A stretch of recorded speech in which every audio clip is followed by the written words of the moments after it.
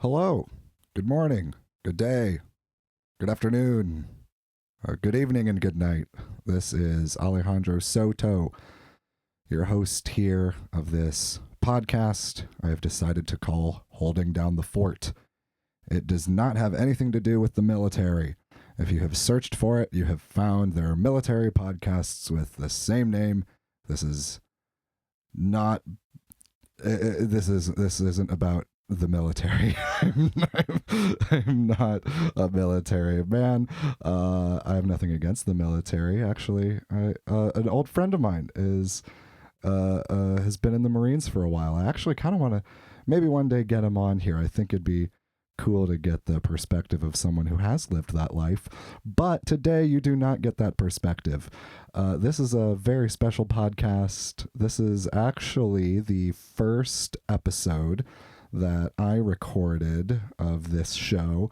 We recorded back in the beginning of March, and I had told Julia before that first recording that I wanted her to be my first guest, so I held to my word, and she was the first guest. But this was the first recording. If you're still following me, I'm sorry for all that.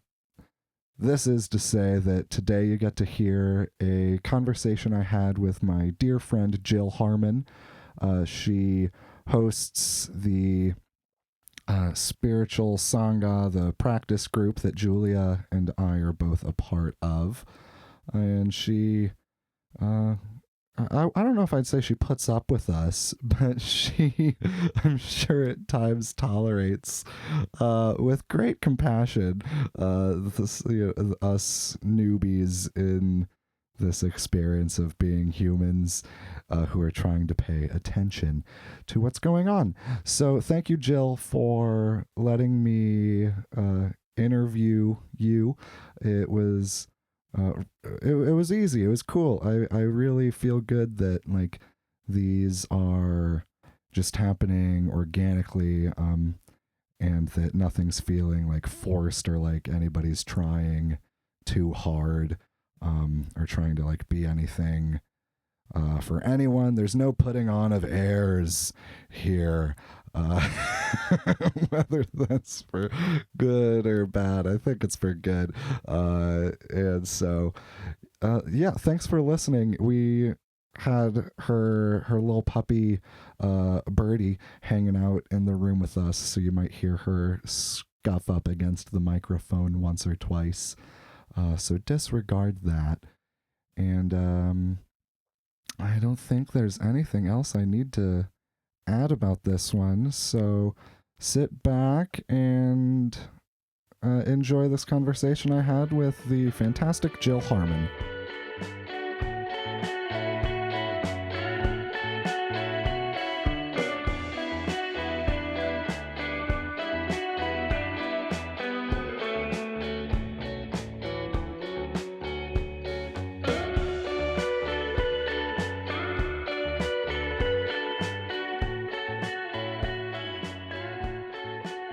Well, we're recording, so we can start. Oh, okay. Welcome to the show. Holding down the fort. Yeah, we're doing the thing. Holding down the fort. I have with me Jill Harman. You're my yoga teacher.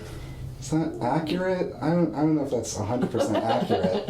What would you say you are to me? I'm your friend, and we practice together. Yeah. I like that. Yeah. Mm-hmm. So we're in your home / studio, specifically in your personal practice room right now. Uh-huh. So how'd you end up like in this building? Then it's an interesting story, I think. That is. I had this really amazing space in Roanoke, and I really loved it. I invested a lot of time and energy into it. It was beautiful and very sacred feeling, but it had like a steep staircase. And so as my practice grew, it became clear the staircase was not going to. I work on a lot of children, and like children with disabilities, so people were carrying kids. It was this a thing that was, I realized that this wasn't going to be this forever space. And so that I put this list together of the things that the new space would have to have. It had to be, like, I think 6 things. Had to be commercially and residentially zoned already.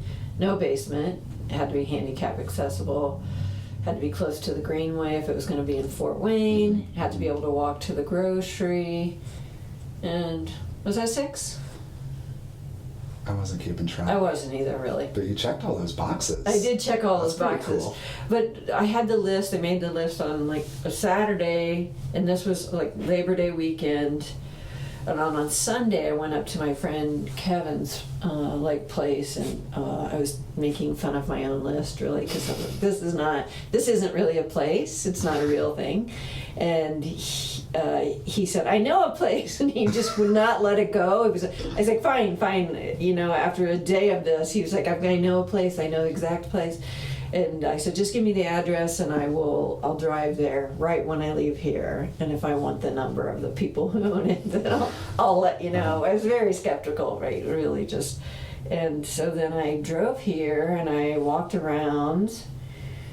The owners weren't living here at the time, but they had a renter here in the residential part. Kind of walked around. I said, okay, I'll take the number. And then I called them, and they were kind of come through town, or be in town, because they don't live in Fort Wayne anymore. And looked at it the next day. Oh, no way. Yeah, the next day. So I made the list on quick. Saturday, and then I called them on Sunday. We looked at it on Monday, Oh but my I was gosh. leaving on Tuesday for a month-long trip. Oh. So I said, I can't. We looked at it.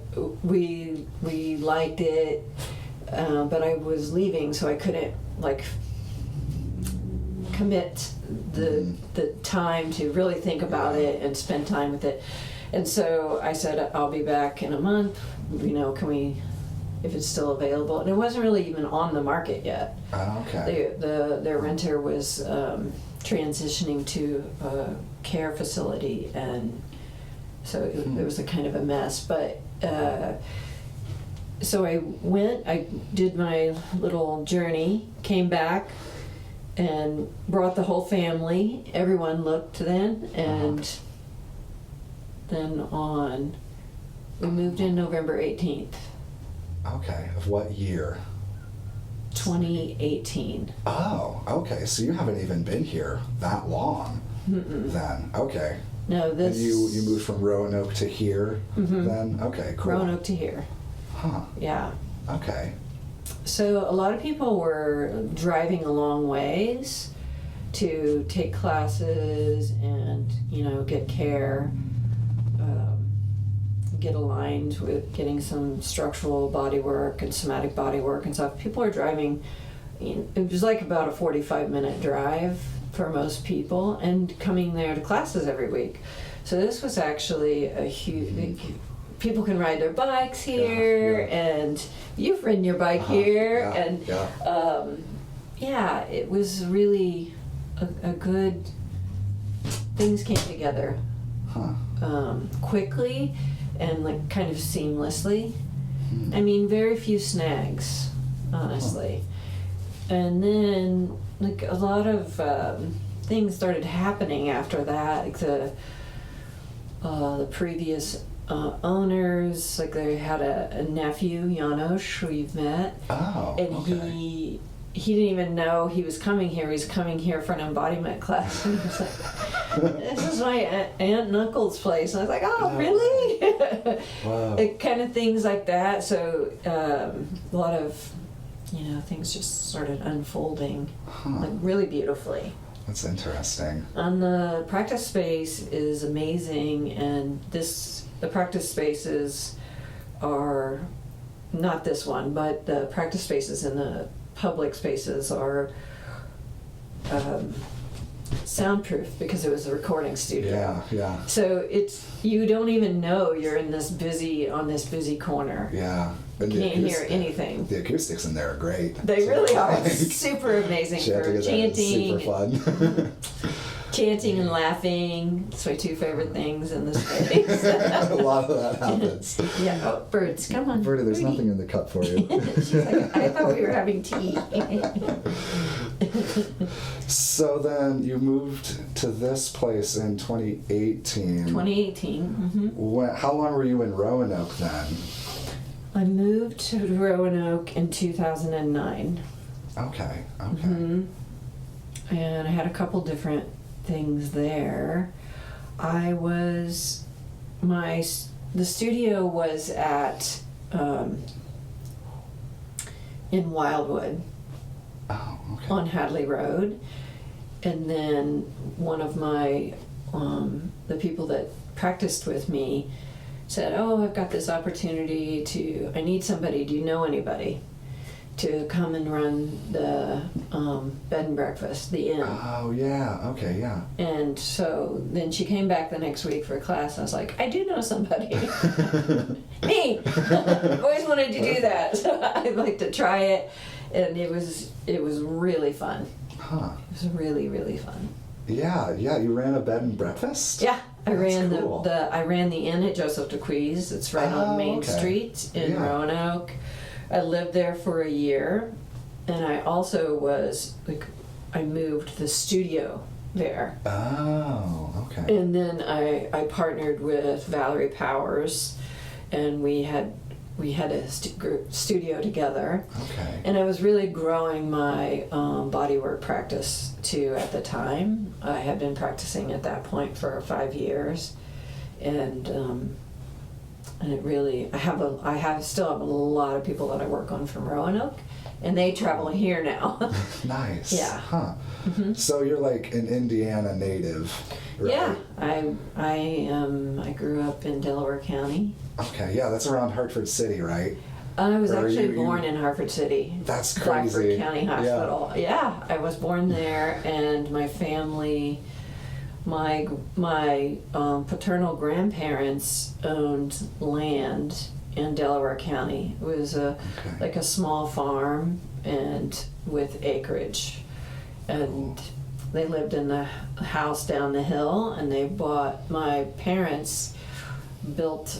My grandfather and father built the house my mother still lives in. It's still on that same land. Mm-hmm. That's awesome. Yeah, so then the farm was there, and then they sold the property down the hill, and they moved to a bigger farm in Jay County. Okay.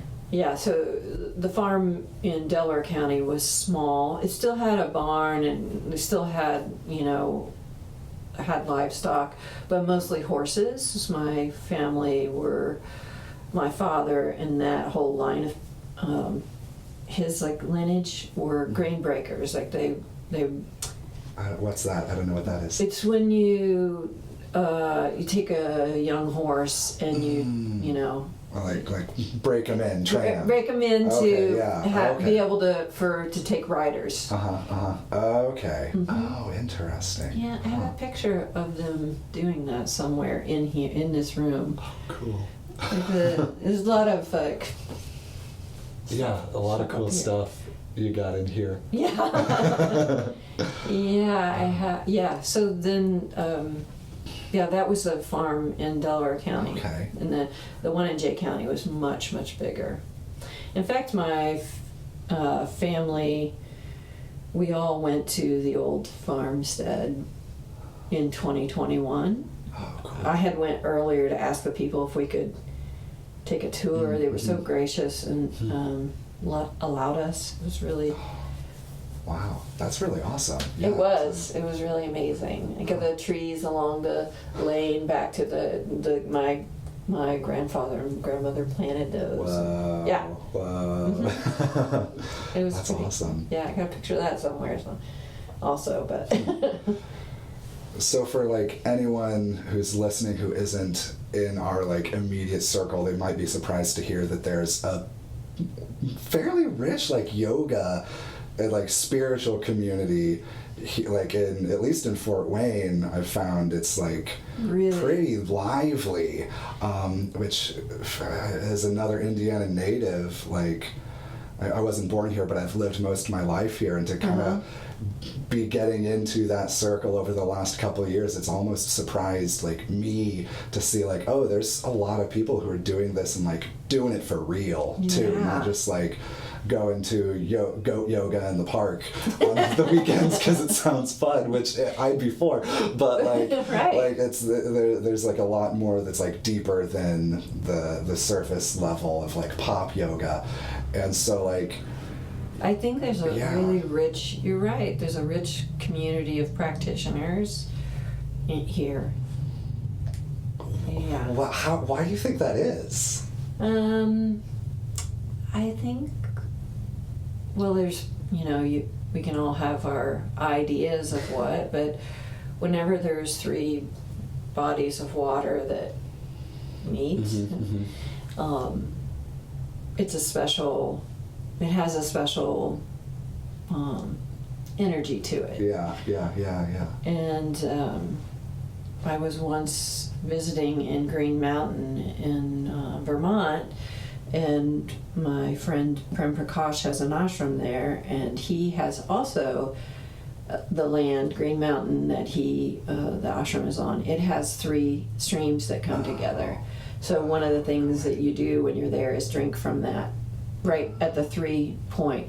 Now, I'm not suggesting that anybody drink from the St. Mary's. Yeah, probably not great to do here in Fort Wayne. No. Need to do a little more work on the filtration plant before we can do that. Yeah, but and I think that a lot of people, Fort Wayne is Indiana's 2nd largest city, I think. I believe so, yeah. And a lot of people, it's kind of a joke where I'm from that you'll either end up in Indianapolis or Fort Wayne. Yeah. And I think a lot of people are drawn to the city because it's small enough that you can get around really easily, super easily. You can get anywhere in the city in probably 20 minutes, 20 tops. My grandma described Fort Wayne as an overgrown farm town. That's the best way I've ever heard of describing the place. Super great. You like, can't go anywhere without seeing somebody, That's true. Like, so then, how did you get into a spiritual practice? It happened when I was, I had just turned 30, and I worked at a school. I did lots of things there. My main job was teach PE, and I had a pretty severe injury. Okay. And they were like, in 10 years, this injury is you will not be able to walk in 10 years. And I was like, wow. That's not the life I want. Wow. Are you cool to like tell what that injury was? Is that like? Yeah, it was. Almost all of my injuries have been through on wheels of some kind. Honestly. So what'd you fall off of? This time, or go under? Well, that time I think it was like a series of things, and the skating accident was the final thing. Like blades or board. In this, like the final straw that broke the back was a skating, actually at the roller rink. Oh man, like on a hardwood floor. Yeah. Ooh. It seems like gravity is stronger in those places or something. Yeah, but it's true. It's true. But I had done lots of things like leading up to that moment. And so then I had pretty significant back surgery. Wow. And then they told me at that time that, this is your new reality. And I was like, actually, it's not. I'm not doing that. And I was, kind of looking for a practice, and Abel was just starting a yoga practice, and suggested that I try it too, and I did, and it just led on and on. It just like one pool led into the next pool of really rich and beautiful teachings. Cool. Mm-hmm. So what did it look like when you first took on that initial practice? Like did you have any understanding of what you were supposed to be? No, not at all. Doing? I think I was pretty bitchy about it, because I was just a more of a sports type person. Okay. I was a PE teacher, and I also played sports in school, and I was very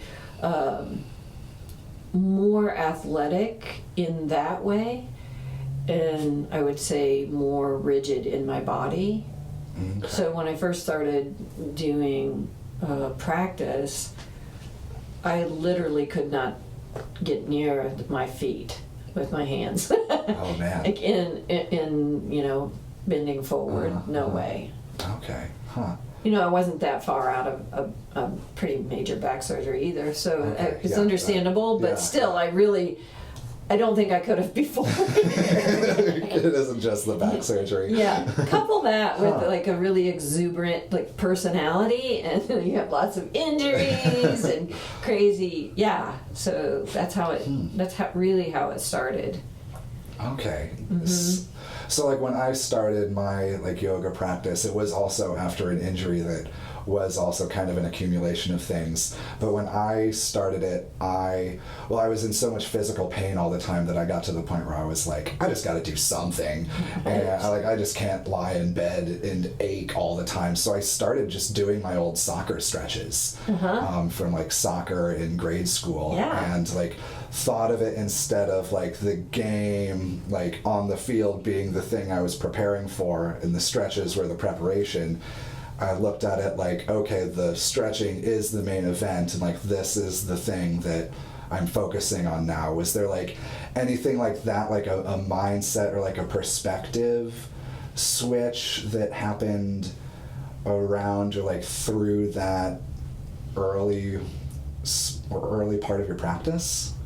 Well, I think I had that mentality of overriding my pain instead of really feeling it, and I was just never somebody that took any kind of pain relieving things. I just sort of numbed out. I'm going to call it that. I just sort of numbed out, checked out of the body pain.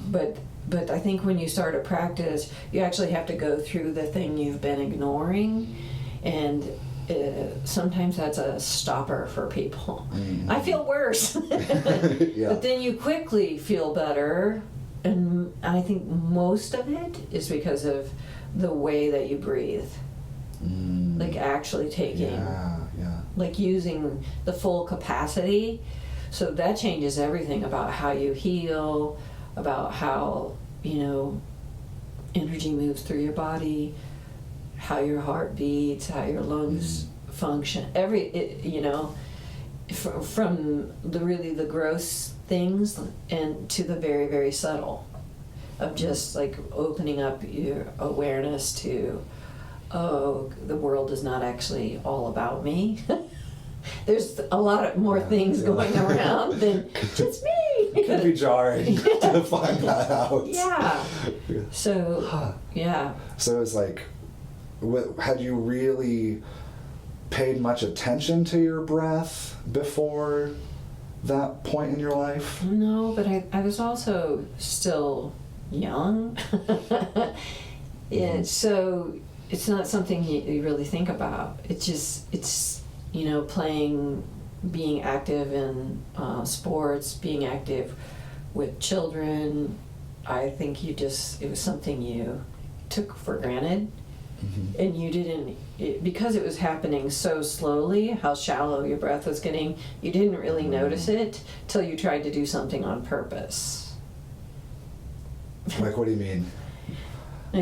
Like you tried to touch your toes mindfully, like on purpose, and you couldn't. And Okay, yeah. and you just realized that there were more things that weren't functioning. So like atrophy was happening. Sure. When your awareness was like off of whatever the thing is. Like if you're not paying attention to flexibility, then eventually you won't be able to touch your toes. And like you won't even notice that the ability to touch the toes is like reeling back. Is that I don't kind think of so, it? because most people don't. I mean, when I say most people, I don't really know if it's true. Most people don't think about that. I know that I personally did not think about that kind of thing at all. So, yeah. And it's interesting that you hadn't thought of the breath that much, because like for me as a singer, like a lifelong vocalist, Right. like breath has always been like the most important thing from like second grade on. And so like for me, like it I just don't even have the experience of not having awareness of my breath. And so like Yeah. I imagine it's pretty cool to like go from having no awareness of the breath to then having awareness, because it has to be like a real light bulb or like a wielding of like a flaming sword like once you got it. I think the light bulb was that I can't actually get a breath. That was the first one. Yeah, I mean, I was just like everybody else, back in the 70s and 80s, everybody I know smoked. Oh, Like yeah, it was just, like, it was just the way it was. Growing up, my whole family smoked. It was just a thing, It wasn't, nobody considered, oh, that's bad for you. Oh, that's interesting. Yeah, because I grew up with stop smoking ads. Like that was what played between episodes of SpongeBob, was like high school kids saying no to cigarettes that were in their sharp jeans and blazers with nice shoes. It's like, if you're cool, you don't smoke. It's that's something I hadn't really like, I guess, directly connected, that like, yeah, people of like a couple of generations behind me, it was normal to fill your lungs with carcinogenic fumes. Absolutely. My father started smoking when he was 14 years old. Like cigarettes, like smoking cigarettes. Yeah. Like a pack of Marlboros. He liked Camels, actually. a real classy man. Yeah, he did. The non-filtered, right? Oh non-filtered man, Camels. non-filtered even. Wow. The little short packs. That's cool. Huh, that's interesting. Yeah. Wow. Yeah, there was, I was talking to like one of the ladies who's a supplement specialist at the health food shop, and she was talking about like Alzheimer's and the advent of that condition nowadays, and how she thinks that like, well, she was saying she thinks that like the consumption of like the wrong type of fats, or like, no, it was not getting enough fats, like good fats, into the body, like causes the brain to like shut down. And she said it's because, and correct me if I'm wrong, I wasn't alive, in like the 80s and 90s there was the big fat-free fad thing, and so like people were avoiding all fats, and then their body wasn't getting the nutrition it needed, and so like it's her theory that could be one of the contributing factors to Alzheimer's like becoming more prevalent now. And I don't know if that's true or not, but it's like one of those things where like back in the day everybody smoked, everybody was avoiding any kind, and everyone was drinking out of cheap aluminum cans and stuff, and it's like this, like the perspective shifts, and like the things we've learned about like how we live our lives and how they affect us down the line are like, it seems like there's a very different like perspective on just like general living now than there was like 30, 40 years ago. Does that seem legit?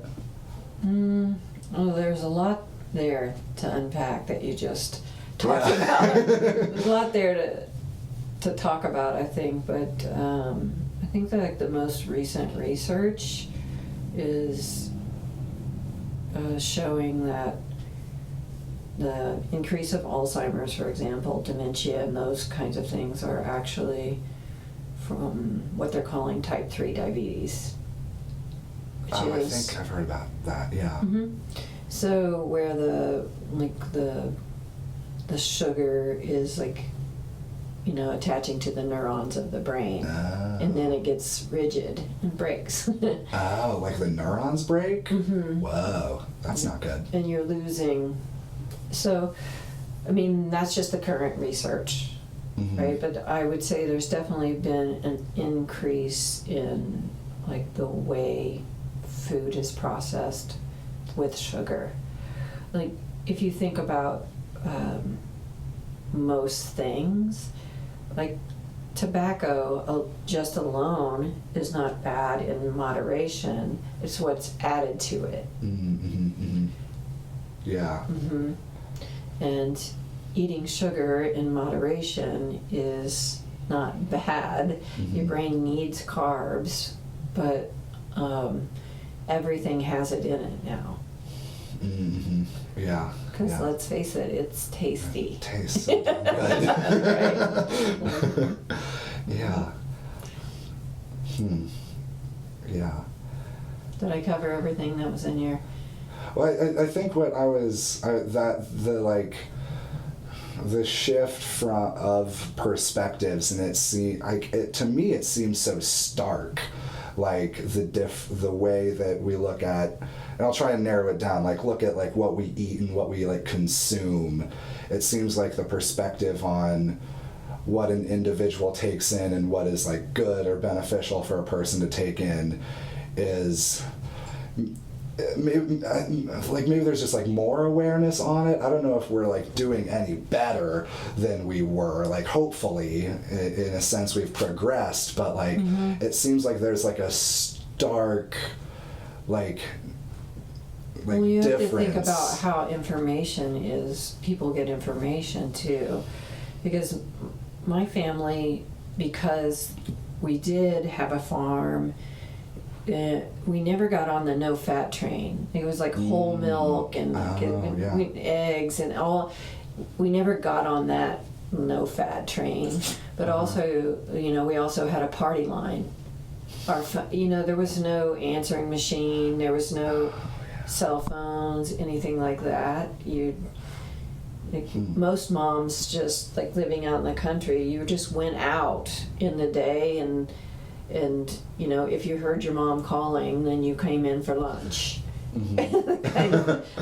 that kind of thing. There was the way we get information is so different, and it's hard to know if that information is actually of real benefit. Yeah.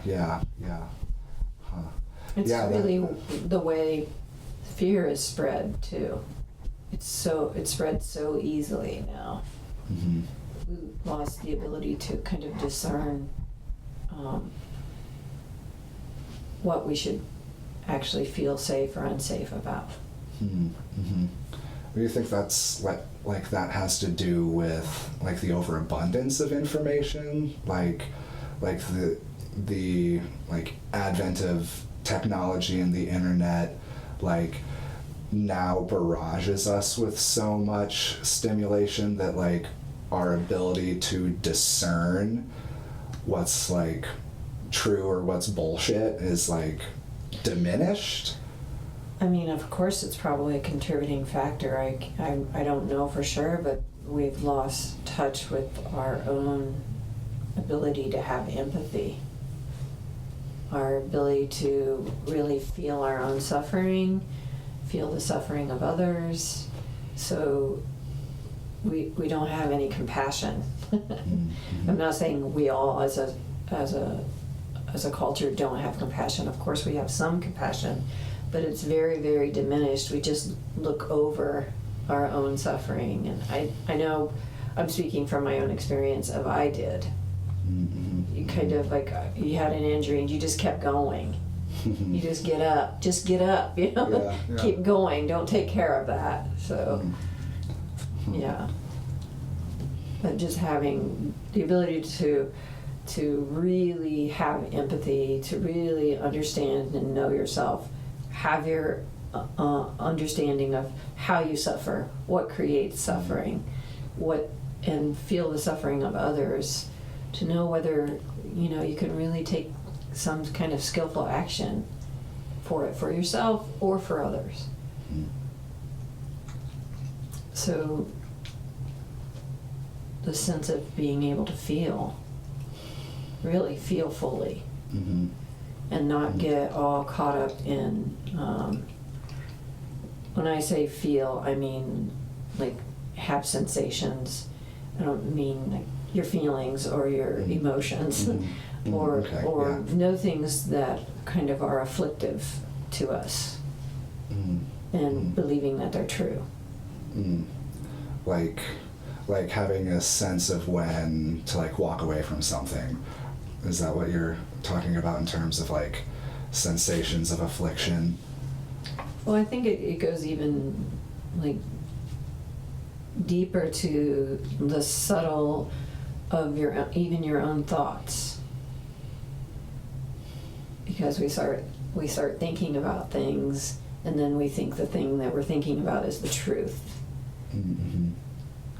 Right, and then we make take all kinds of actions with our body and our speech and our interaction and our relationships, because we think this thing is true about ourselves, or we think this is true about another person. And it's just a thought that we grabbed onto, and then I think it's just ran with it. Yeah. Not that emotions don't feel real. That's for sure they do. When they're happening, it's hard to be able to discern. Yeah. That discernment. Okay. Yeah. Mm-hmm. Yeah, I read a blog post while I was waiting for my fried rice for lunch, and it was like the gal was talking about like how like traumas in and of themselves aren't like, she was like, it was titled Trauma as Physics, and her point was that like some people treat their trauma as if it's an immutable law of the universe. Like, I was sexually assaulted and it traumatized me, and so if anyone is sexually assaulted, they should also be traumatized. Mm-hmm. And like the girl writing this said that like she hadn't experienced trauma from sexual assault, and so like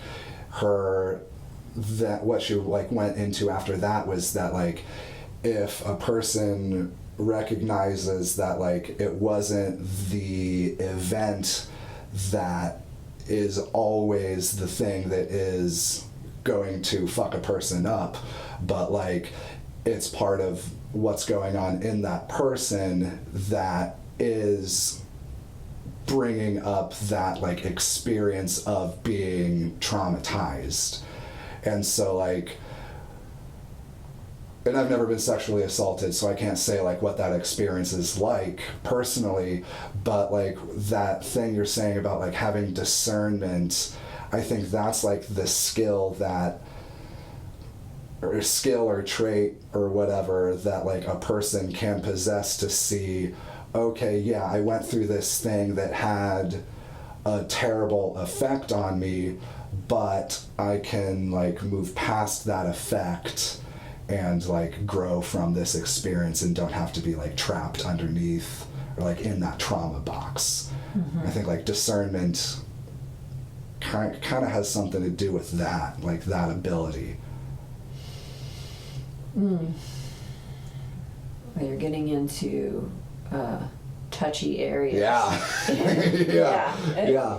Not with me. I'm fine talking about it, but the touchy areas of what people go through, and it's not really saying that did not happen. Mm-hmm. Of course, it's what happened. Mm-hmm. But how can we not keep reifying and identifying ourselves as that? Mm-hmm. It's really, I think, one of the ways that we suffer the most. Mm-hmm. Is, Yeah. I mean, I've definitely been, I don't want to say guilty of doing that, because that's not really the word I want. It is, I want to use ignorant. I was ignorant of doing something different. Mm-hmm. I didn't have the understanding to make a different choice. And really that's what our practices are teaching us to do, is have the ability to make a different choice and know that you always are at a choice. But that doesn't mean that everybody can do that, especially in the moment of when things arise. And it can be really just a way somebody looks at you can set you off into the land of hurt. Mm. But if we don't grasp onto that and keep reifying it in our minds, making it real,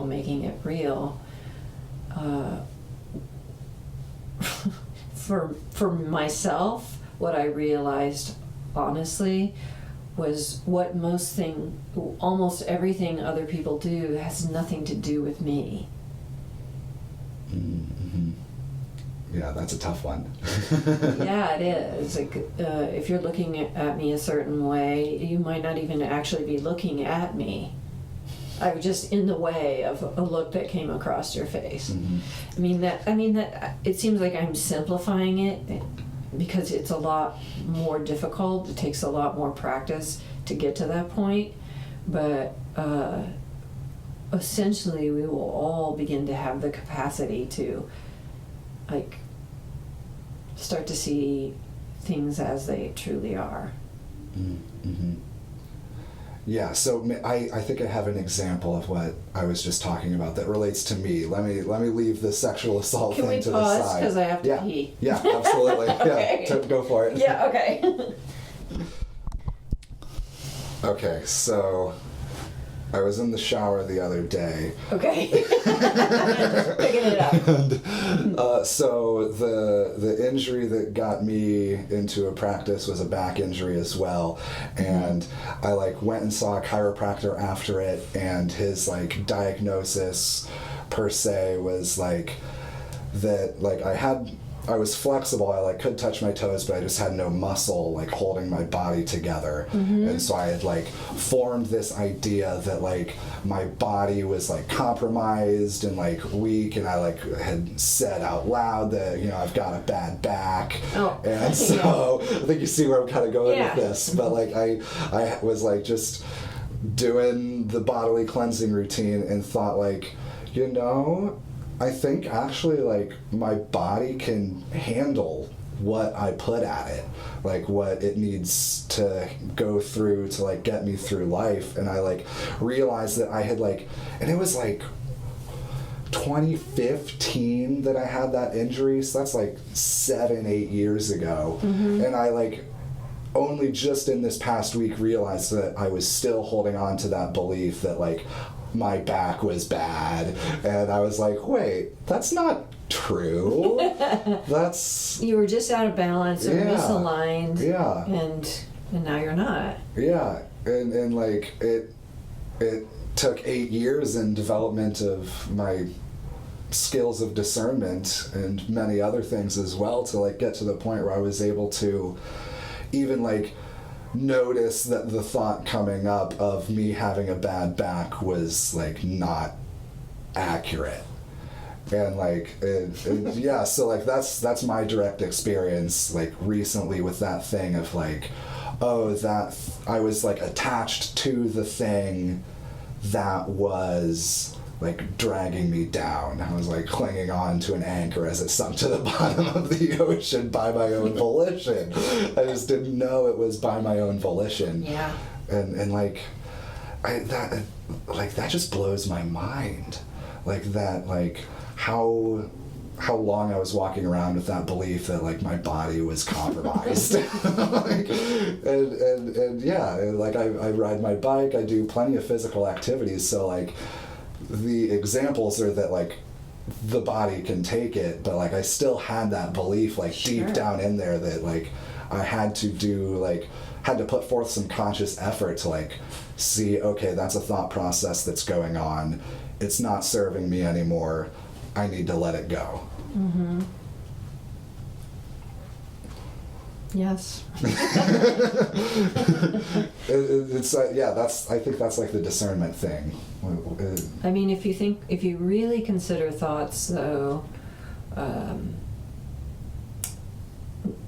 mean, none of them are permanent. They're just like passing through, and we keep bringing them. We just keep making them true by our beliefs in them, Mm-hmm. or our attachment to being that. I mean, there's a lot of things that a bad back can get you. Yeah. Right? You can, like, it's something to have a conversation about, or Mhm. it's something to commiserate with somebody else with, Mhm. or those kinds of things. But when we really consider it, we can just really go, I mean, from the background of, traditional medicines, there's nothing that we would take that would be permanently taken, because none of it is permanent. Mm-hmm. We're out of balance, and we do the thing to bring ourselves back to balance and realize our kind of propensity to lean towards this imbalance or another, and realize when we're heading in that direction again. Mm-hmm. And then being able to like course correct when you see yourself veering Yeah. towards imbalance. Not just with your body. That's the gross aspect of your mind. So watching how you do the same thing with your mind. Mm-hmm. Mm-hmm. Yeah. And your speech, which is probably the most harmful. How so? Like, very few people actually do harm to others bodily. Like, people do harm to others bodily. They do harm to themselves bodily, but more than that, we use our speech Mm-hmm. to cause harm. Mm-hmm. Even if it's just being those little digs. Mm-hmm. Yeah. You know or sense the weakness, and you use your speech to. Mm-hmm. Okay, yeah. I mean, what's it? A pen is mightier than the sword, kind of thing. It's not 100% accurate, though. Well, when you think about, and I know you've been studying the Kusala Dharma, so you know that speech has more aspects Mm-hmm. than either mind or body. Mm-hmm. I remind me, it's 3, 4, and 3 for Mhm. like body, speech, and mind, right? Okay, yeah, and the speech has an extra one. Yes. Yeah. Mhm. Huh. Yeah, that's interesting. Yeah. Language is such a weird thing. Like, it just always blows my mind. Well, my one teacher, my somatics teacher, and he's also the one that taught me Jokata. Oh, cool. is he has really this the 5 actions of speech. There's really only 5 actions that we take when it comes to speech, and if you recognize yourself in any one of those, you can change it if you want. Because if you're making like an example of, if you're making an assessment around whatever situation, you're very aware that your assessment is your opinion and your opinion only. Therefore, it isn't necessarily the truth of reality. It's your current assessment based on the experiences you've had in your life. Yeah, do you think, like, because I totally get that for one reason or another. Maybe it's from a negative trait of self-doubt and self-skepticism, but I've like always had this idea, maybe not always, but it's been pretty strong that like don't take what I say as the truth. But it seems like a lot of people like believe everything they say. Is that your experience, like that people really...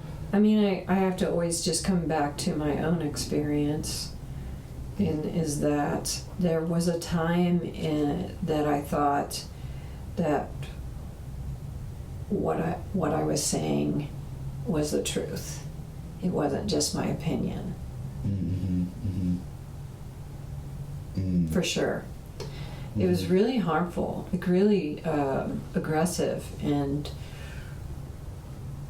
I think being more curious and being more in question rather than in certainty is a way to really look at it more, slow it down a little bit, and make a really,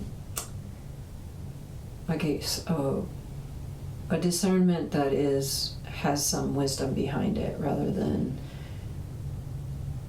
just your opinion. Yeah. I like that about slowing it down. Like, yeah. I don't think that things like kindness really, they don't really happen at a fast pace that's super aggressive.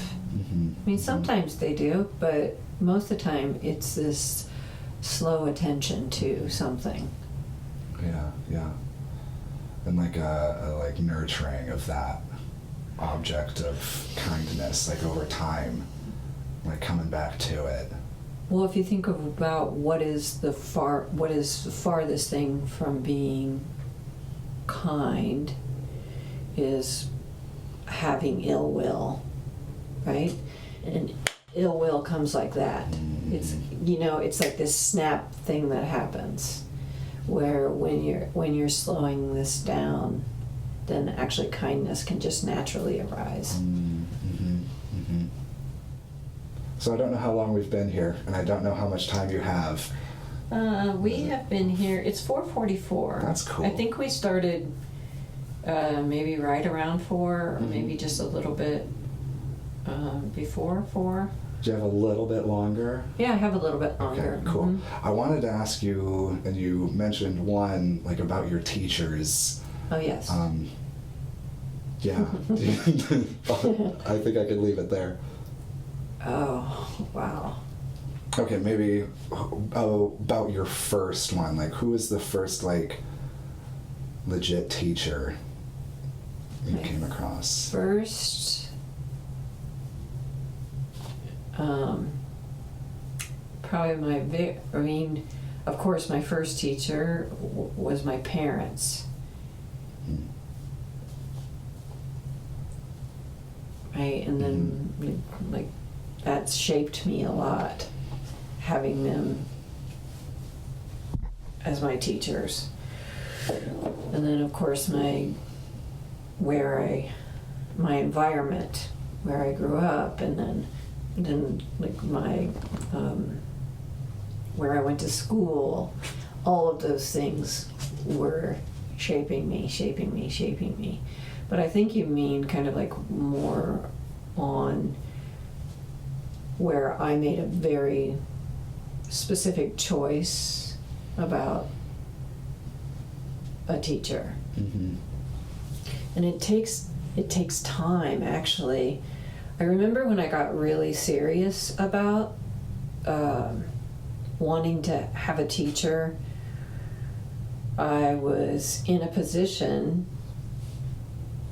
where I'd had a few different teachers, and I kept going, oh, actually, I know that this is not the correct teacher for me. I know that it's not. And so would stop like pursuing that. And I've come across some really, really amazing people, and some funny actor people too.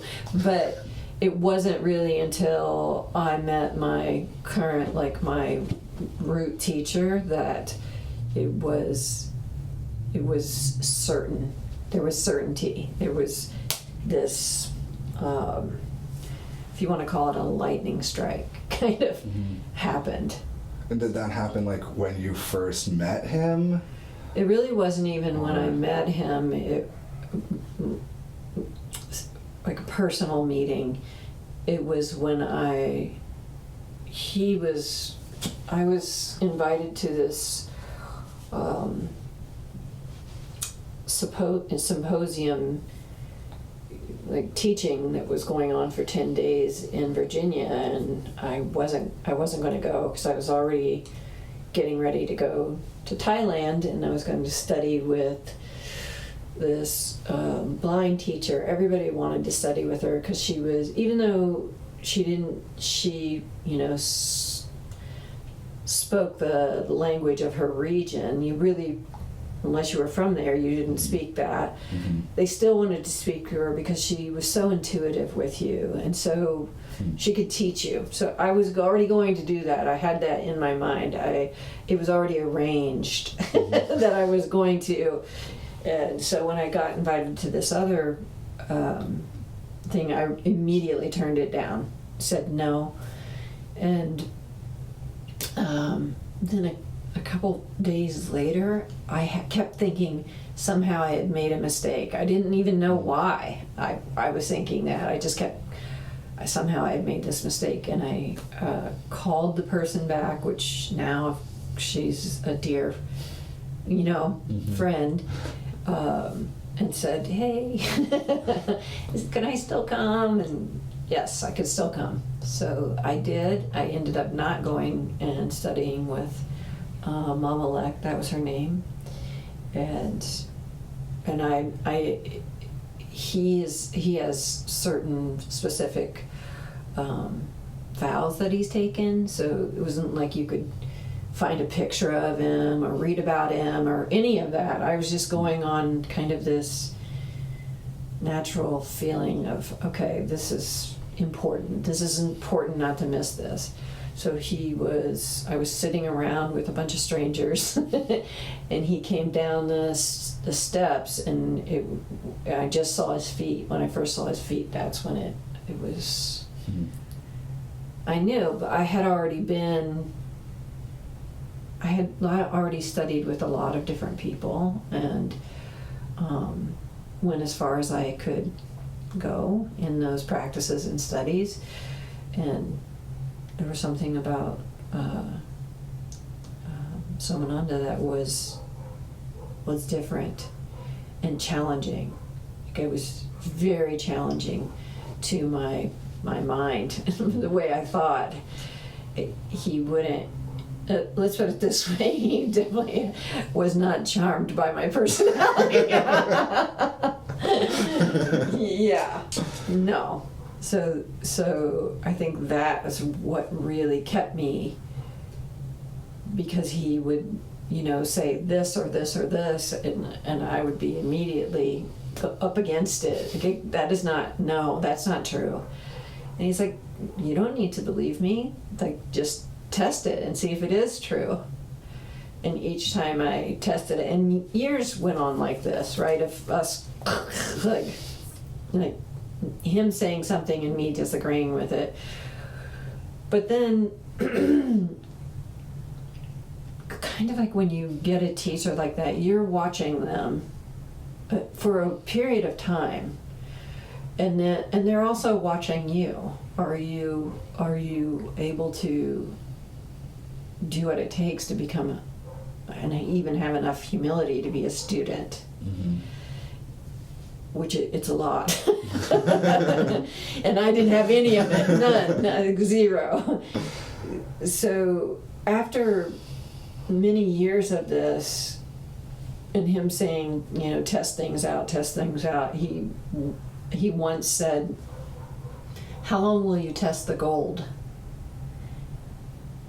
How long are you planning on testing it?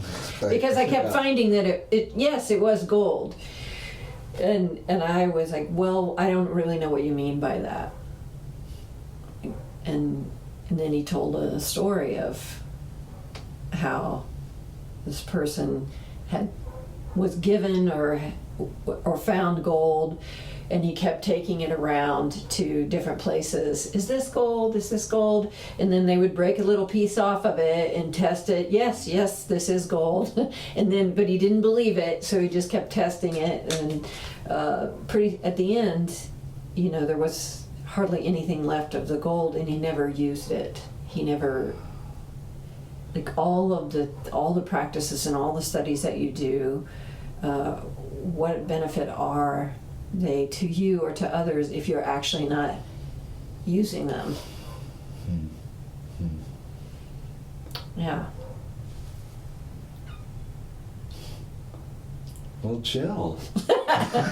Yes, Alejandro. Thanks for coming on the show. I think that's a pretty good place to stop. Yeah. Okay. Unless you have anything else you want to add. I don't want to keep you here. I can't think of anything, but I didn't have in mind how it would go either. Yeah. I didn't think it would just unfold itself. So. Mm-hmm. Yeah, that was my thinking too.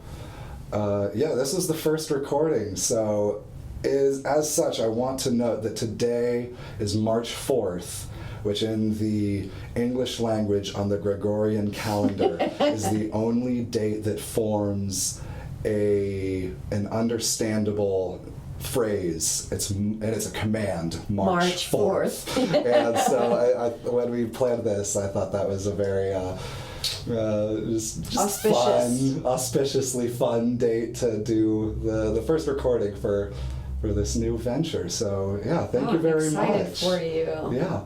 I'm excited for the people that get to spend time with you. Heck yeah. Can we do this again sometime? Yeah, cool. For sure. Sounds next great. Next March. We've got an outstanding date every year now. That sounds awesome. Yeah. Sweet. All right. Thank you. Mm-hmm.